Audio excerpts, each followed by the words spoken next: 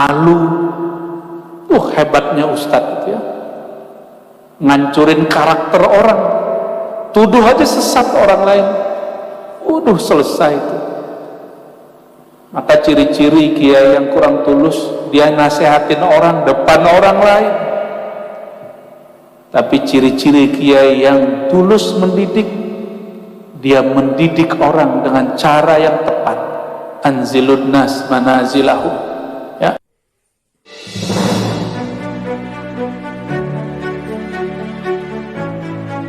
Sedang ribut berbicara nasab, saran kami Al-Fakir, kalau pantas didengar, Wali Songo dan zuriatnya adalah zuriat Nabi Sallallahu Alaihi Wasallam. Sadah Ba'alawi yang nama-nama mereka tertulis dalam Rabithah Alawiyah pun juga zuriat Nabi Sallallahu Alaihi Wasallam. Mohon tunjukkanlah kepada kami yang bukan zuriat Nabi ini akhlaknya Nabi Muhammad Sallallahu Alaihi Wasallam. Apa akhlak Nabi? La tahasadu wa la tabaghadu wa la tadabaru wa kunu ibadallahi ikhwana. Ini pun disebut oleh beliau di riwayat ini. Janganlah saling iri dengki, janganlah tabaghadu, saling menyulut kemarahan atau memancing marah atau jadi provokator orang marah. Sekarang bikin marah orang gampang Pak Kiai. Kalau dulu orangnya didatangi, kalau sekarang cukup buat channel di YouTube, ngomong di YouTube. Nah, la tabaghadu, jangan menyulut kemarahan orang.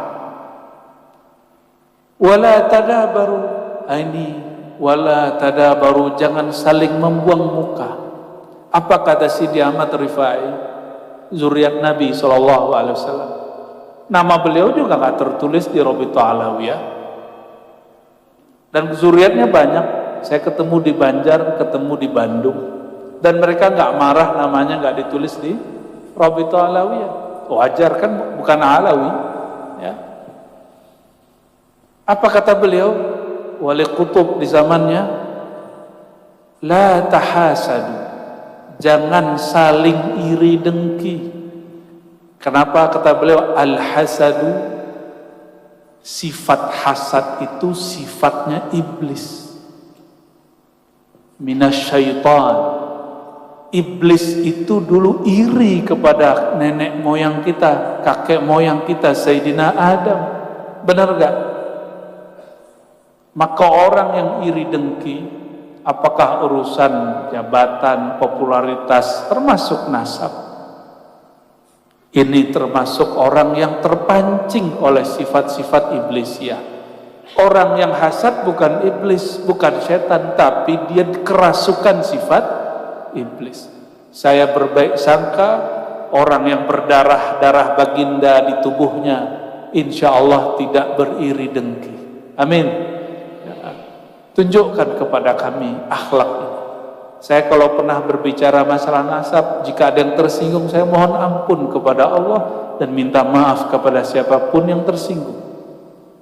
Kita udah gak mau lagi bicara itu. Kita sekarang bicara nasab itu akhlaknya.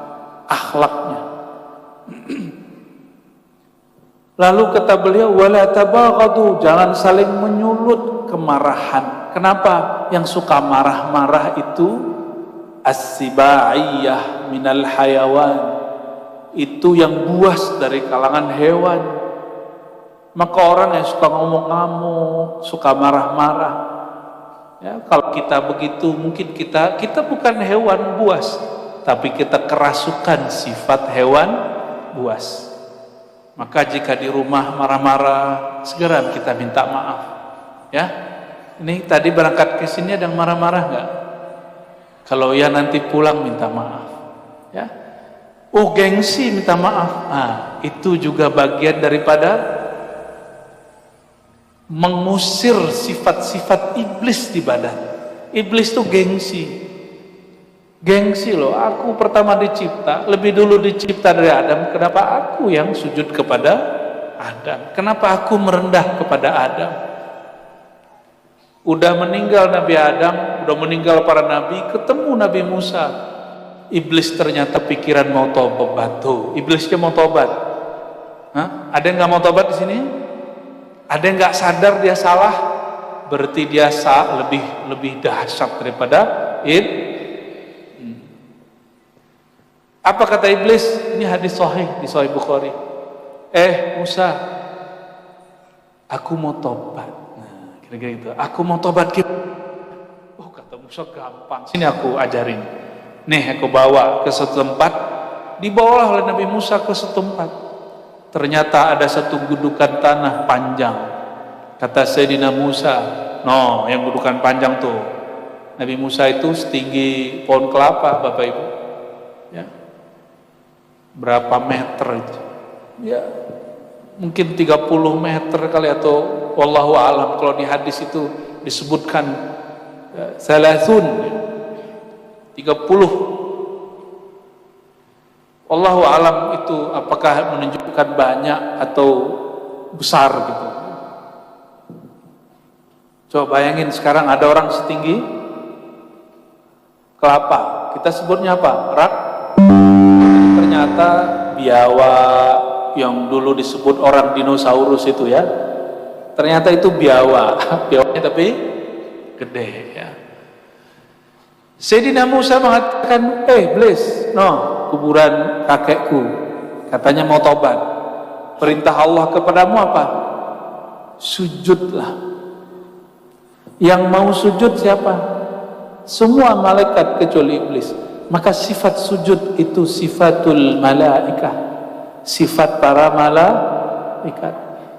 Ketika iblis disuruh sujud dan dia nggak mau sujud, dia batal pangkat kemalaikatannya. Jadi malaikat itu ada pangkat, ada malaikat itu jenis.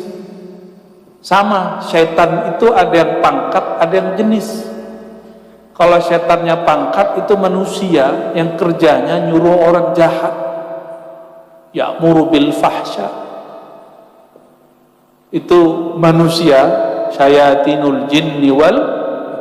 Jadi adakah setan manusia? Sama. Adakah jin malaikat? Itulah dulu Azazil itu ya. Maka disebut di dalam Al-Quran, dan ini diperkuat oleh para imam-imam ahli tafsir. Sebagian mereka percaya dulu Azazil alias iblis itu pernah berpangkat malaikat. Kapan dipecat? Ketika tidak mau sujud. Di dalam diri kita ini ada sifat malaikat. Kalau nggak mau sujud, nggak mau merendah, maka berarti sudah dipecat.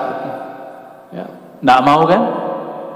Dipecatnya apa? Ya, nggak mau sujud, sukanya marah-marah, pangkatnya turun menjadi sibaiyah, hewan buas, sukanya marah-marah, tersinggungan, ngamuk-ngamuk. Mau begitu? Ya, namanya kita manusia pasti pernah salah. Kalau pernah begitu, segera bertobat kepada Allah dan minta maaf. Iblis mau gak sujud? Apa kata iblis? Dia hidup pun aku gak mau sujud, apalagi udah bau tanah. Egonya 2 kali. Akhirnya iblis gagal taubat. Karena ego. Ini hati-hati ya. Karena merasa dirinya sesuatu. Semoga kita yang hadir ini Allah bersihkan dari sifat-sifat buas, sifat-sifat emosi, dan sifat-sifat iri dan dengki. Amin ya rabbal alamin.